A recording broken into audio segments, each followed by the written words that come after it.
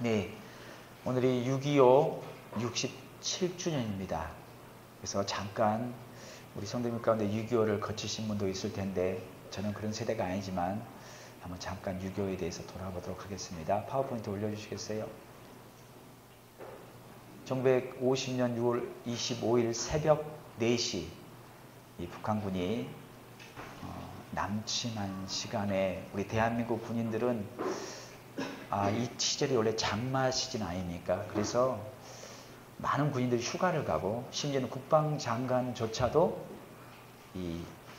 쉬고 있는 상황에 새벽 4시에 갑자기 남침했다고 합니다. 이때 정보장관이었던 우리가 잘 아는 김종필 아시죠? 그분이 그 정보국 중이었더라고요. 이것을 이렇게 계속 보고하는데 아무도 받아들이지 않는 거죠. 그래서 불과 넘어가 주세요. 3일 만에 서울을 점령하게 됩니다. 불과 3일 만에. 북한의 탱크와 여기 이 무기에 꼼짝 못하고 3일 만에 점령하게 되고 계속해서요. 이 서울의 사람들과 끝도 없이 피난의 길을 오릅니다. 여러분들 우리가 영화 국제시장에서 봤지만은 수많은 사람들이 이렇게 피난길에 오르고요. 계속해서요. 어디까지 가냐면요. 9월 2일 이 짧은 시간 만에 이 부산 낙동강 지역까지. 그래서 우리나라는 이 낙동강의 최후 방어선을 형성하고 겨우겨우 버티게 됩니다. 그리고 나서 감사하게도 넘겨 주세요.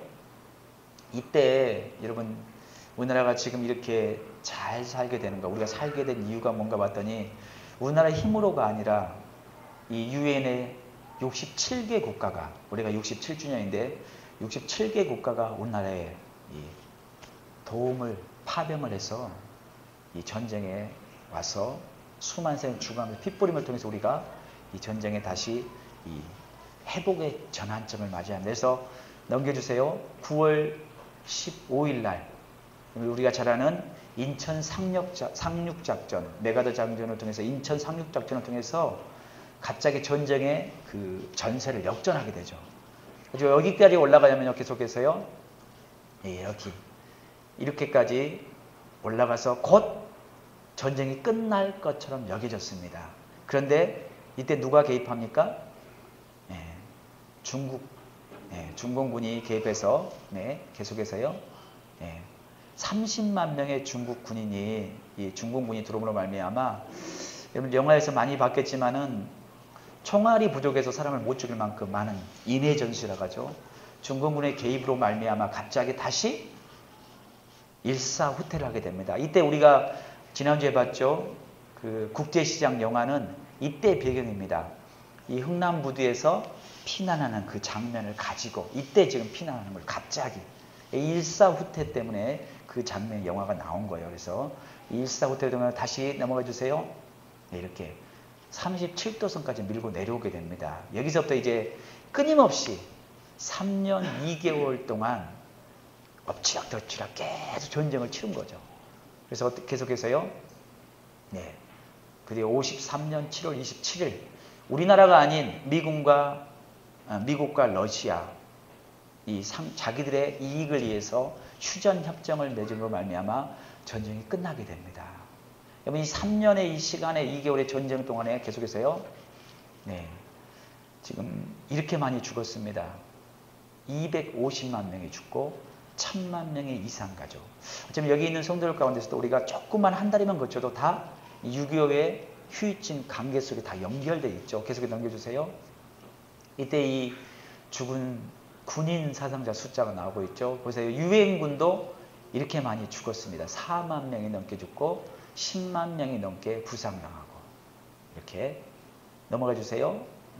그래서 이 전쟁을 해서 민간인도 이렇게 많이 죽었습니다. 그래서 이런 우리가 아픈 과거를 자꾸 보는 게 어찌 필요할까 싶은데 제가 말씀을 준비하다가 오늘이 공교롭게도 6.25인데 또 주일이더라고요. 그래서 그때를 기억했으면 좋겠다. 계속 넘겨주세요. 이렇게 많은 사람이 죽었습니다. 여러분 전쟁이 끝나고도 우리가 알다시피 우리가 염산이라는 곳에 우리가 그 작년에 갔지 않습니까? 빨치산 그 운동으로 말미암아 계속해서 온다면 계속해서 지리산으로 이렇게 해서 계속 전쟁이 있었어요. 끝난 건 아니었습니다. 그래서 이렇게 많은 사람이 죽고, 네, 넘겨주세요. 네, 계속해서요.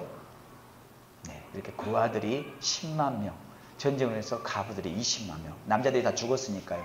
이런 아픔 속에서 계속해서요. 전쟁이 끝난 게 아니라 우리가 어떤 상태예요 지금? 휴전 상태 아닙니까? 휴전 상태인데 우리는 잊어버렸어요. 여러분들 그 노래 기억하십니까? 여러분 기억하시면 같이 불렀으면 좋겠습니다. 우리의 소원은 통일, 꿈에도 소원은 통일, 이정성 다해서 통일을 이루자. 이 나라 살리는 통일, 이 결에 살리는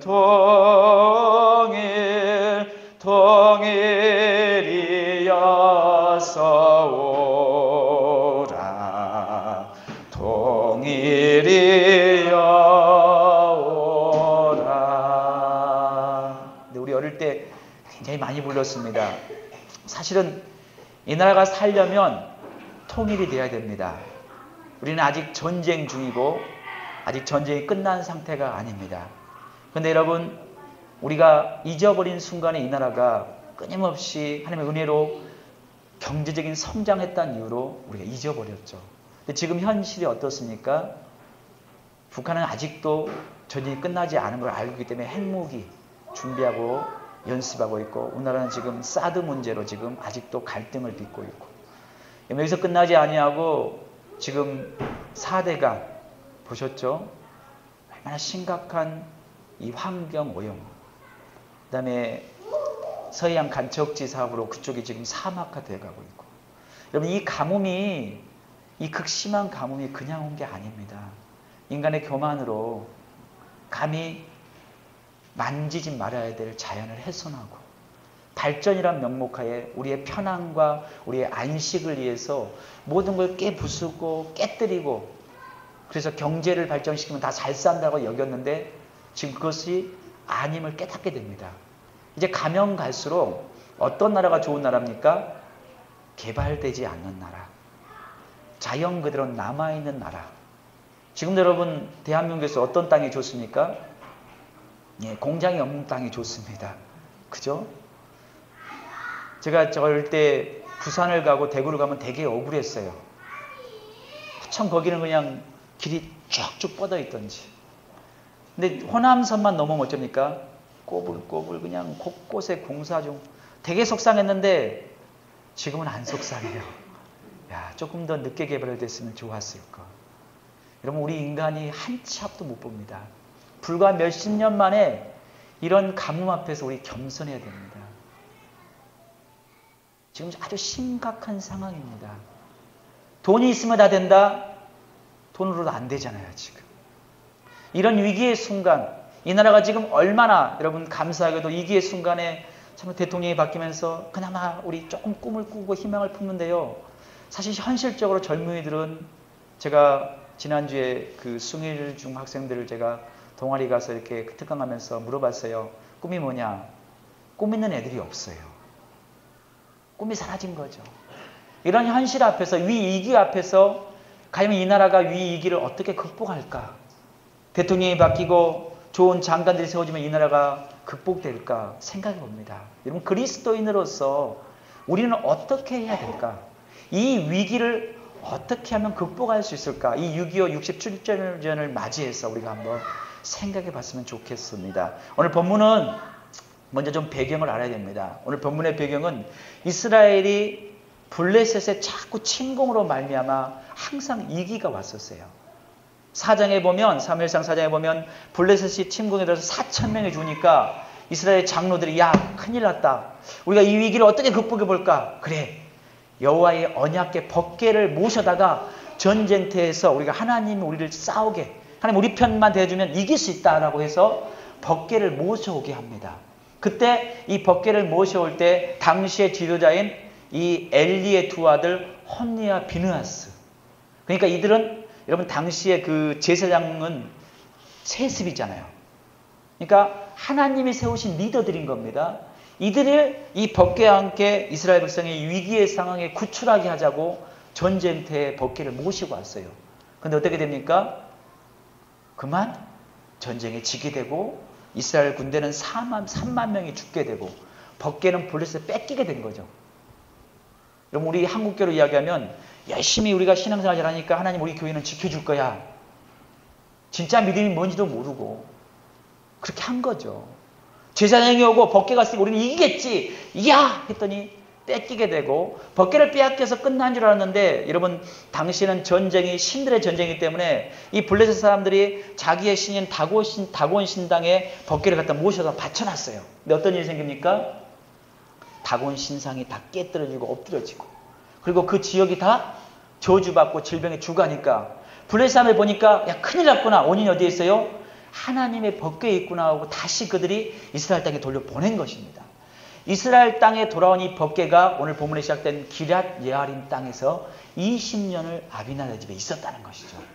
이런 상황에서 이스라엘 백성 2절에 이렇게 말씀합니다. 걔가 기럇 예아림에 들어간 날부터 20년 동안 오래 있은지라 이스라엘 온 족속이 여호와를 뭐했어요? 사모하니라. 법궤가 멀리 있으니까 여호와를 사모하는 마음이 생겼다는 겁니다. 여러분 이스라엘 백성의 이 상황은 뭐냐면 이 착각은 뭐냐면요. 법궤만 오고 제사만 잘 드리고 제사장이 오니까 우리가 전쟁 이길 줄 알았는데 진짜 믿음을 몰랐던 거예요. 여러분 세상의 문제가 우리 눈에는 돈이 없어서 문제고 정치인이 불경부패해서 문제인 줄 알았는데 사실 진짜 문제는 무엇입니까? 영적인 문제인 것입니다. 하나님의 백성들이 깨어있지 못해서 올바른 믿음 생활 못해서 문제가 생긴 겁니다. 오늘 이 가뭄의 문제, 이 나라의 위기의 문제, 우리 그리스도인들이 오늘 본문 말씀을 통해서 우리가 깨달을 게 뭐냐면요. 여호와를 이스라엘 백성들이 간절히 사모한 것처럼 하나님을 간절히 사모하시기를 바랍니다. 여러분 위기는요. 하나님이 도와주지 않으면 해결할 수 없는 위기 아닙니까? 극심한 가뭄에 아무리 기계를 갖다가 해도 극복할 수 없어요. 하나님이 비를 내려주지 않으면 우리는 극복할 수 없는 상황입니다. 여러분 마찬가지입니다. 이 사모함이 필요합니다. 여러분 대한민국이 6.25와 일제를 거치면서 우리 어땠습니까? 믿는 기독교인들이 얼마나 간절히 하나님께 기도하며 하나님께 부르짖었는지 모릅니다. 배가 고파도 여러분 돈 벌러 먼저 간 것이 아니라 예배를 먼저 사모했고 기도를 먼저 했다는 겁니다. 여러분 다 그렇게 신앙생활 하셨잖아요. 그런데 어땠습니까 여러분? 이 좋은 유산을 자녀들에게 물려주지 못하고 우리가 열심히 기도할 테니까 너희는 열심히 가서 공부하고 돈 벌어라 그랬어요. 그랬더니 지금 어떻게 됐습니까? 우리 아이들이 꿈이 없대요. 희망이 없대요. 왜 그렇습니까? 돈이 없어서요? 굶어서요? 아니잖아요. 제가 사는 동네가 굉장히 가난했나 봐요. 제가 이야기할 때 우리 군사님들 세대랑 제가 비슷한 삶을 살았어요. 어릴 때. 희한하게 제가 여러분 나이가 20, 30년 차이가 나는데 저희 동네가 얼마나 가난했던지 저는 어릴 때 전기불이 없었어요. 저희 동네. 동네 TV가 한 대밖에 전기가 들어오니까 없었고 보리밥을 먹었고 산에서 나무에다가 제가 불 뗐던 세대를 살았고요. 하루에 3끼가 먹기 힘들었어요. 전 지금도 기억합니다. 삼양라면 한 봉이면 동네 골목 대장을 할 수 있었어요. 저 그런 세대에서 제가 나이가 이렇게 젊은데 근데 여러분 제가 그래서 가난함과 굶주림을 알아요. 배고픔을 알아요. 제가 신학 다닐 때 저는요 실제로 목사님들 그런 말 하잖아요. 전 책 사려고 정심을 굶은 적이 실제로 많았어요. 500원 정심을 굶어서 제가 책을 샀어요. 말도 안 되죠 제 나이에. 저는 그렇게 살았어요. 나중에 보니까 제가 살던 그 동네가 그렇게 가난했더라고요. 강주보다 15년은 뒤쳐져 있었어요. 여러분 그래서요 굶주림을 알아요. 근데요 굶주렸어도요 지금 아이들보다 제가 더 꿈을 많이 꾸었어요. 우리 아이들에게 희망을 줘야 뭘 줘야 될까요? 우리 아이들에게 뭘 물려주시고 계십니까? 돈을 주십니까? 지식을 주십니까? 공부 열심히 하면 잘 산다고요? 잘 살던가요? 아니라는 겁니다. 여러분 이스라엘 상황이 어떠냐면요. 이때 당시에 지도자가 누굽니까? 우리나라 말하면 대통령이 누굽니까? 엘리라는 제사장이에요. 엘리 제사장이 자기 아들들이 불황자했어요. 다시 말해서 제사장들인데 하나님께 예배드리러 오면 제물을 바치면 그 제물을 바친 다음에 제사장들이 먹을 수 있잖아요. 근데 어떻게 합니까? 제물 바치고 오는데 갈고리 딱 깨가지고 야 나한테 먼저 주라. 하나님께 예배드리는 걸 소홀히 하고 함부로 취급하고 그런 삶을 사는데 성경이 이렇게 말합니다. 엘리가 그 아들들을 책망하지 않았다. 예배를 잘못 드리고 있고 신앙생활을 제 멋대로 하는데 내버려 둔 거예요. 소위 우리처럼 그래 오냐 기죽으면 안 되니까 잘 살아라. 이거 키웠던 거예요. 그랬더니 그들이 어쩝니까? 우리로 말하면 금수저로 태어난 애들 아닙니까? 제사장으로 자랐으니까. 그럼 그들이 백성의 리더 역할을 감당하는데 어떻게 됐습니까? 다 죽습니다. 엘리도 목이 부러져 죽고 며느리는 애를 낳다가 하나님의 영광에 떠났다 이가봇하고 그 집안이 쑥대밭. 하나님이 세우신 쉽게 말하면 잘 나가는 리더들이 잘못돼가지고 그 나라가 망하게 생겼어요. 여러분 제가 부끄러운 이야기 합니다. 6.25 시작되고요. 3일 만에 서울이 빼앗기고 나서요. 이 나라의 대통령 이승만 대통령이요. 6월 27일 새벽 2시에 혼자 도둑같이 대전으로 도망가 버렸어요. 이승만 대통령이 우리 누구라고 말합니까? 기독교인이라고 우리 자랑스럽게 이야기하는데 혼자 새벽 2시에 대전으로 도망갔어요. 그래가지고 3일 만에 대학 빼앗긴 다음에 국회가 모이고 해서 이 경무대에 가가지고 대통령이 새벽에 가서 2월 27일 날 새벽에 가서 우리 다시 서울 회복 수복을 위해서 우리 한번 우리 일어납시다라고 보고서를 가져오니까 대통령 없어요. 경무대에. 이미 대전에 가 있는 거예요. 여기서 끝난 게 아니라요. 대전 가서요. 대전 방송을 또 이렇게 방송합니다. 9시 밤에 동포 여러분 우리 국군들이 계속 진격하고 있습니다. 모든 것이 잘 되고 있으니까 안심하고 생업에 종사하십시오라고 거짓말로 방송 서울서 합니다. 자기는 어디에 있으면서? 대전에 있으면서. 이 사람이 기독교인이래요. 마치 엘리의 두 아들들처럼 엘리처럼 하나님이 세워준 자리인데 믿음 있는 역할을 감당하는 것이 아니라 거짓말치고 국민들은 다 피난하다가 가는데 또 어떤 일이 생겼습니까? 한강대로 폭파해버리죠. 피난길을 못 가게. 왜 폭파한지 알죠? 적군이 올까봐. 지금 국민들이 피난길을 다 막아버리고. 이런 일을 지도자들이 했어요. 이 사람이 기독교인이라고 우리 자랑스러운데 부끄러운 거죠. 여러분 하나님은요. 하나님을 여러분 함부로 당신의 거룩하신 힘을 취급하는 이들을 그냥 두지 않습니다. 벗게만 있다고 하나님이 그거 계십니까? 믿는 자가 진짜 믿는 자다운 삶을 살아야죠. 교회만 세졌다고 하나님이 계십니까? 믿는 우리들이 하나님의 자녀답게 생활해야죠. 기독교인이 다 기독교인이 아니라니까요. 우리 이번에 촛불 집회에서 봤잖아요. 누가 봐도 잘못됐는데 기독교인이 가서 촛불 집회 틀렸다고 십자가 메고 목사들이 고개를 못 들겠더라고요. 여러분 우리 신앙의 현주소를 정확하게 봐야 됩니다. 이게 우리 현주소예요. 우리 어떻게 가르친지 압니까? 예수 잘 믿어서 복받아서 성공해서 높은 자리에 앉았다. 대통령도 되고 국회의원도 되고 국무총리도 되었다. 믿음이 좋다고 하더라. 그래서 큰 교회 됐다고 하더라. 부러워했어요. 그럼 그들이 다스리는 이 나라의 결과가 뭡니까? 이게 우리 현주소입니다. 너무 똑같은 게 반복되고 있지 않습니까? 임진왜란 때 선조대왕이 어떻게 합니까? 백성을 다 버리고 혼자 도망치고 6.25 때 믿는 기독교란 대통령이 혼자 도망치고 지금 현재 믿음이 좋다는 사람들이 막 정부 요직에 다 있었지 않습니까? 대한민국 큰 교회 다 그들이 갖고 있었어요. 조찬 기도해야 한다고 막 큰 소리 땅땅 치고 기도한대요. 무슨 기도를 했습니까? 그리고 그들이 망쳐놓은 이 나라가 이렇게 됐어요. 여러분 이 현주소 앞에서 우리 정직하게 역사를 돌아보면서 아이들 앞에 우리 솔직히 고백합시다. 진짜 믿음은 그게 아니지 않아요? 예수 잘 믿어서 높은 자리에 가고 돈 많이 벌고 큰 교회 만들었으니까 성공했다. 성공에 제가 본 적이 없어요. 성경에 그런 말씀을. 하나님이 그건 믿음이라고 말한 걸 본 적이 없어요. 진짜 믿음은 그게 아니거든요.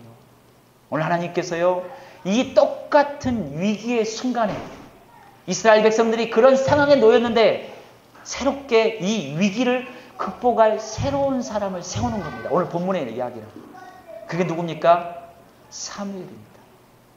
역사의 위기의 순간마다 하나님께서는요, 중심에 소위 우리 아이들 편으로 금수저들, 공부 잘하고 똑똑하고 잘 나가는 애들을 통해서 이 나라를 구원한 게 아니라 사무엘 어떤 아이예요?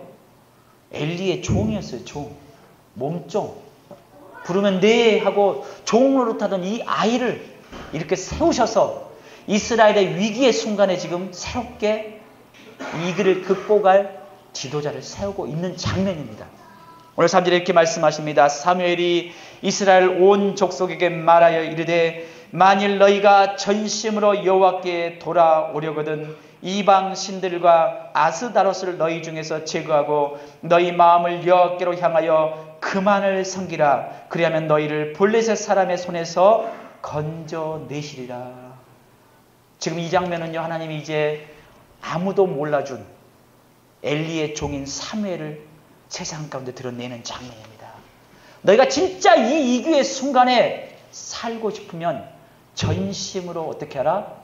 여호와만 섬기라. 당시에 이 블레셋의 신은 뭐냐면요, 바알과 아스다롯이에요. 바알은 이 농업의 신으로 풍요의 상징입니다. 풍요. 우리나라 사람들이 꿈꾸던 그 풍요롭고 부유한 나라, 부자 되세요. 그걸 해주는 신이 이 바알 신이고, 아스다롯은 다산의 이 상징입니다. 그래서 바알과 아스다롯은 바로 우리가 가장 꿈꾸는 잘 먹고 잘 살고 풍요롭게 살게 만드는 그런 신이에요. 이스라엘 백성들이, 여호와를 섬기할 백성들이 그 블레셋의 신, 이 가나안의 그 신들에게 빠져가지고 그래 잘 먹고 잘 사는 게 최고지, 부자 되는 게 최고지, 경제 성장하는 게 최고지 라고 쫓아가고 있었다는 겁니다. 그때 사무엘이 말합니다. 너희가 여호와를 돌아오려거든 전심으로 그것들 다 버려라. 진짜 하나님을 선택하라고 말하고 있습니다. 여러분, 이 시대에 똑같이 제가 말씀하고 싶습니다. 우리 자녀들에게 여러분 무엇을 재산으로 물려주십니까? 유산으로? 돈은 주면 안 됩니다. 신앙을 줘야죠. 오늘 사무엘이 드디어 나와서 말합니다. 여러분, 진짜 여호와께 돌아오려거든 5절에 이렇게 말합니다. 사무엘이 이르되 온 이스라엘은 미스바로 모이라. 내가 너희를 위하여 여호와께 뭐하리라? 기도하리라. 미스바로 모이라. 회개 운동을 하자. 우리의 잘못을, 우리의 신앙이 가짜였다고 정직하게 고백하자는 겁니다. 그동안 우리 한국교회가 어땠습니까? 그저 부흥 성장 그러면 세상이 다 잘 될 거다. 여러분, 부흥보다 더 중요한 게 뭡니까? 하나님과의 관계입니다. 하나님이 뭘 좋아하는지를 알아야 됩니다. 우리의 신앙에 하나님과 나 사이의 관계를 여러분들 각자가 한번 점검해 보시기 바랍니다. 예수를 믿은 지 수십 년이 됐는데 여러분 아직도 하나님과 닮아진 모습이 별로 없잖아요. 우리 속에. 주님은 우리를 구원하시기 위해서 자기를 낮추고 죽기까지 복종하고 희생하고 포기하고 남을 위해 다 주셨는데 우리는 어쩝니까? 주님은 다 주시고 우리는 맨날 더 달래요. 이것도 주시고 이것도 주시고 이것도 주시고. 주님 닮은 모습이 우리에게 있습니까? 여러분, 이스라엘에게 하나님의 영광이 떠난 것처럼 우리 안에 계신 성령께서 우리의 이런 욕심과 우리의 탐욕 때문에 하나님이 떠난 거 아닙니까? 그래서 어쩝니까? 한국교회도 지금 무너지고 있는 겁니다. 이런 현 주소 앞에 하나님이 세우신 새로운 지도자 사무엘은 말합니다. 이제 미스바로 모여라. 그리고 결심하자. 결단하자. 여호와가 너희 하나님을 결심하자. 여러분, 성경을 보면요, 시대적 위기의 때마다 하나님이 새롭게 세우는 지도자들이 나옵니다. 오늘 지금은요, 이 사무엘이 나오는 이 시대가 어떤 시대냐면요, 사사기가 끝나고 왕의 시대가 시작되는 시대예요. 과도기죠. 역사가 바뀌는 순간이에요. 대한민국이 마치 우리 그런 말 했죠. 제가 말씀드렸죠. 세월호가 바다에 침몰하기 전과 그 이후의 시대는 달라질 것이다. 대한민국도 지금 달라질 때가 왔어요. 대한민국도. 여러분이 이끌어가는 리더들이 지금 바뀌는 시대가 왔어요. 이러할 때 누가 진짜 리더로 세워져야 될지 우리 한번 눈여겨봅시다. 공부 잘하고 소위 똑똑하고 빽이 많아야지 세상이 성공한다고 아이들이 야 너희들 왜 꿈을 안 꾸니? 우리 엄마 아빠가 잘 못 살거든요. 너희들 왜 꿈을 못 꾸니? 제가 공부를 잘 못하거든요. 이렇게 말해요 아이들이. 무슨 말 알겠죠? 여러분 우리 살아보셨잖아요. 여러분 살아온 인생 가운데 야 이 시대는 진짜 살기 좋은 시대라고 말하는 시대 한 번이라도 있었습니까? 한 번도 없었어요. 그죠? 다 보릿고개 넘기셨잖아요 여러분들. 야 이 시대 진짜 좋은 시대야 말하는 시대 한 번도 없었다니까요. 언제나 어려웠어요. 근데요 공부 때문에도 돈 때문에도 부모를 잘못 만나서가 아니라 중요한 거 뭡니까? 하나님을 진짜로 믿는 믿음이 있냐 없냐가 결정하죠. 제가 고등학교 때 그랬어요. 제가 고등학교 때 공부도 잘 못하더라고요. 제가 저를 보니까. 그리고요 저희 부모님도 정말 가난하더라고요. 제가 그때 알았어요. 너무 가난하다는 걸. 그래서 저도 나같이 공부도 못하고 집에 밀어줄 백도 없으니까 나는 꿈이 없겠다라고 생각했는데요. 교회 가는데 두 말씀을 들었습니다. 먼저 된 자가 나중되고 나중된 자가 먼저 된다. 바뀌는 때가 온다는 거죠. 또 한 가지 말씀을 들었습니다. 지극히 작은 일에 충성한 자에게 큰 일을 내게 맡기겠다. 저 아까 기억합니다. 고등학교 2학년 때 교회 갔더니 꿈도 없고 희망도 없이 그래 이렇게 살다가 어찌저찌 그냥 인생 살다가 마무리하지 이렇게 있는데 그 말씀이 들리고 알았어요. 하나님이 함께하면 바꿔지겠구나. 하나님이 함께하면 나의 능력과 상관없이 내가 하나님께서 나를 높일 때가 올 거야. 그래서 저는 그때부터 꿈꾸기 시작했어요. 나만의 꿈. 아무에게도 자랑할 수 없는 조용한 꿈. 겉에 보면 별 볼 일 없잖아요. 야, 이거 얼굴도 별로고 공부도 잘 못한 것 같고 백도 없으니까 너는 별거 없을 거야 하는데요. 제 마음의 꿈은 한 번도 없어지지 않았어요. 왜 그런지 아십니까? 우리 여러분 꿈은요 하나님께로 오는 겁니다. 사무엘 같은 아이가 종으로서 제사장 밑에서 얘가 감히 어떻게 들을지 아무도 몰랐어요. 근데 어떻게 합니까? 때가 되니까 바뀌어서 하나님이 오늘 좀 사무엘을 들어서 올리는 겁니다. 사무엘이 기도하면 들어주시고 사무엘이 말하면 땅에 떨어지지 않고 그 말이. 그래서 어떻게 합니까? 오늘 결론 우리 알죠? 사무엘이 기도하니까 전쟁 가운데 우레가 있어 블레셋을 다 물리치고 이스라엘 가운데 평화가 있었더라. 우리가 오늘 보지 못한 그 다음 말씀 보면요. 사무엘이 이스라엘 다스리는 동안에 이스라엘 가운데 평화가 있었더라. 여러분 그렇습니다. 이 시대도 마찬가지입니다.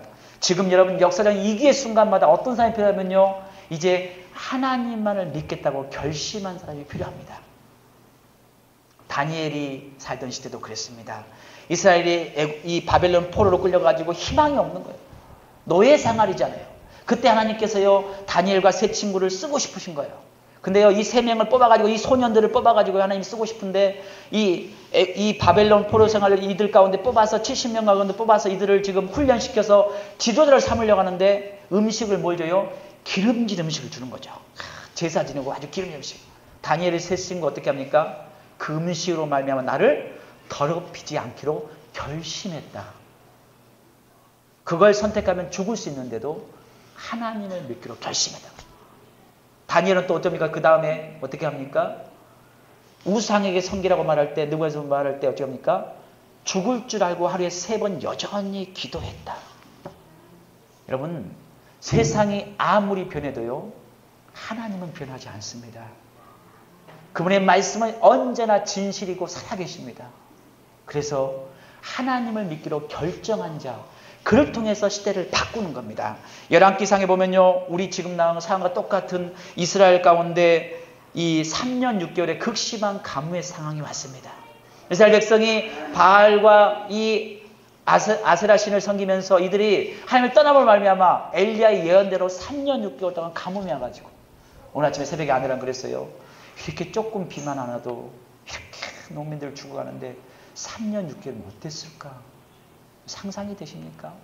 그러한 때 엘리야가 나타나서 이렇게 말합니다. 그때 엘리야가 나타난 사람이 어떠냐면요. 이 바알과 아세라 신을 섬기는 이 제사장이 850명이 있었어요. 그리고 이쪽이 혼자 서 있는 거예요. 언제나 그렇습니다. 위기의 순간은 이렇습니다. 그때 엘리야가 이렇게 말합니다. 엘리야가 모든 백성에게 가까이 나아가 이르되 너희가 어느 때까지 둘 사이에서 머뭇머뭇하려느냐. 여호와가 만일 하나님이면 그를 따르고 바알이 만일 하나님이면 그를 따를지니라. 선택하고 결정하라는 겁니다. 여러분 지금 우리 한국의 우리 그리스도인들, 우리나라의 그리스도인들이요, 지금 제가 보면 딱 이 상황입니다. 하나님과 풍요, 부요함을 같이 잡고 있어요. 이 둘은 같이 공존하면 안 되는 것이거든요. 하나님도 믿고 잘 먹고 잘 살겠다는 거예요. 이게 바알과 아세라 신과 같은 거거든요. 이걸 이게 엘리야가 말합니까? 둘 사이에서 머뭇거리지 말고 바알이 진짜 시면 바알 섬기고 여호와가 진짜 시면 여호와를 섬기라는 겁니다. 선택하라는 것이죠. 그리고 어떻게 합니까? 엘리야가 850명과 자기는 이쪽에 선택한 거예요. 그 싸움을 하는 장면. 누가 이깁니까? 성경 이야기일까요? 우리 정직하게 물어봅시다. 우리는 성경의 이야기로만 듣고 있습니다. 그래, 엘리야니까 그랬겠지. 사무엘이니까 그러겠지. 다니엘이니까 그러겠지. 우리는 그러면 안 되는 겁니까? 우리는 살아계신 하나님을 믿는 건 맞습니까? 예수 그리스도는 어제나 오늘이나 영원토록 동일하시니라. 그분은 알파와 오메가니라. 우리는 그 하나님을 믿고 있습니다. 엘리야는 되고 다니엘은 되고 사무엘은 되는데 왜 우리는 안 될까요? 이번 주에 우리 교회학교 교사 강습회가 있었습니다. 지금 우리 교회학교가 어떤 상황이냐면요, 2015년 통계를 보니까요, 우리 한국 청소년 복음 전도율이 3.8%예요. 3.8%. 그래서 제가 한번 통합지 우리 교단 거 교세 통지표 2015년 거 제가 봐서 2017년, 2015년인데 죄송합니다. 2015년 걸 보니까 우리 교단만 보니까 278만 9,102명이 우리 교인 수였어요. 근데 이 영유아부터 청소년까지 이 숫자가 몇 명인지 아십니까? 이 200 몇 명 가운데 40만 7,967명. 우리 지금 교회인들 성비가 이래요. 제가 이번에 우리 청소년 중고등부 캠프 하려고 교회들 알아보니까 교회 성도가 200명 된 교회도 중고등부 애들은 10명, 15명이래요. 이게 지금 우리 현 주소입니다. 그럼 여러분 지금 10년 뒤에 우리 한국교회 미래는 보이지 않습니까? 왜 이렇게 됐을까요? 지금 마지노선이에요. 더 이상 갈 데가 없습니다. 그래서 제가 말씀드리죠. 우리 선교사님들, 우리 한국교회가 지금 해외 선교 세계 2등을 한대요. 수백만 원씩 교회들마다 지금 막 큰 교회들 해외 선교를 보냅니다. 왜요? 복음시키겠다고. 한 선교사를 여러분 보내는 게 얼마씩 든지 아십니까? 한 달이면 몇백씩 들잖아요.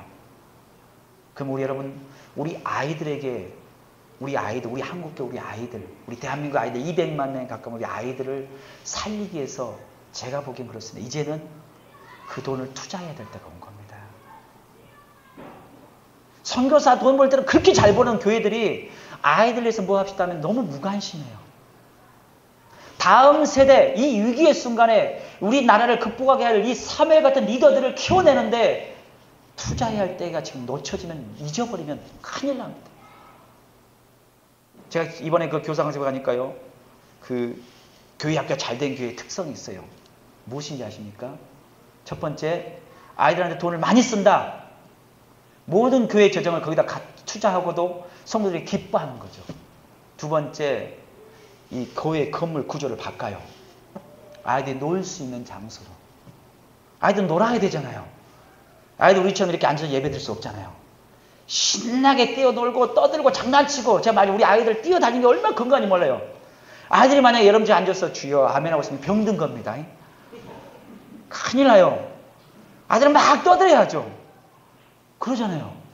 근데요, 떠들고 있는데 여러분보다 더 기억 잘합니다. 이번 주에요, 그 강사님이 그래요. 자기 아이가, 소작교 4학년짜리 아이가 교회 학교 설교하면요, 막 게임하고 있어요. 게임하고 있다가 목사님이 이야기하니까요, 못 들은 줄 알았더니 이것만 하고 있던 애가 딱 듣고만, 그게 말같이 시간이요. 다 듣고 있는 거예요. 아이들은 안 들은 척해도. 게임기 들고 있는데 그게 말같이 시간이요. 이런데요. 우리 여러분들은 어떻습니까? 꼼짝도 잘 듣고 계신데 다 기억하신가요? 저 오후에 제가 확인할 겁니다. 오늘 구역 모임 때. 정직하게 우리 이야기합시다.